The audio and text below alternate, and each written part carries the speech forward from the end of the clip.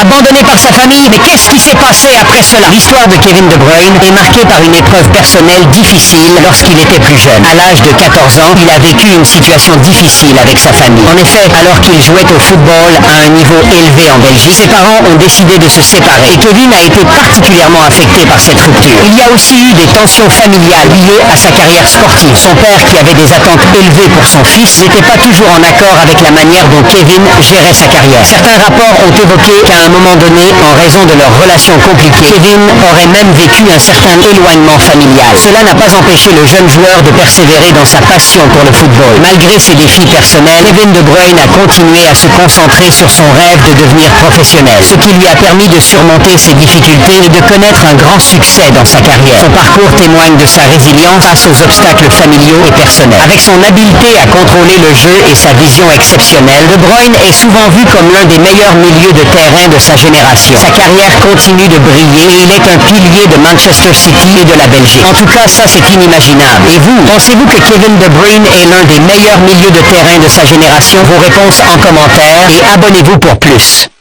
Quoi? La qualification du Real Madrid pour les huitièmes de finale de la Ligue des Champions est désormais dans les mains du FC Barcelone. Donc actuellement, tous les supporters madrilènes doivent supporter le Barça pour leur match contre Atalanta ce mercredi. Curieusement, cette fois-ci, les fans madrilènes espèrent une victoire de leur éternel rival face à Atalanta. Mais pourquoi une telle situation? En cas de victoire des Catalans contre Atalanta, cela augmenterait considérablement les chances de qualification du Real Madrid pour les huitièmes de finale de la Ligue des Champions. Une victoire du Barça aurait deux impacts majeurs. Premièrement, cela affaiblira un concurrent direct pour la qualification, donnant ainsi un grand avantage au Real Madrid. Deuxièmement, cela permettrait aux Madrilènes de se concentrer pleinement sur leur match contre Brest et d'assurer leur place en huitième de finale. Ancelotti et ses éléments savent que leur qualification dépendra non seulement de leur performance, mais également des résultats des autres équipes, le Barça en premier. Waouh, voilà, il est de retour. Le Kiki de Bondy que nous aimons tous est de retour.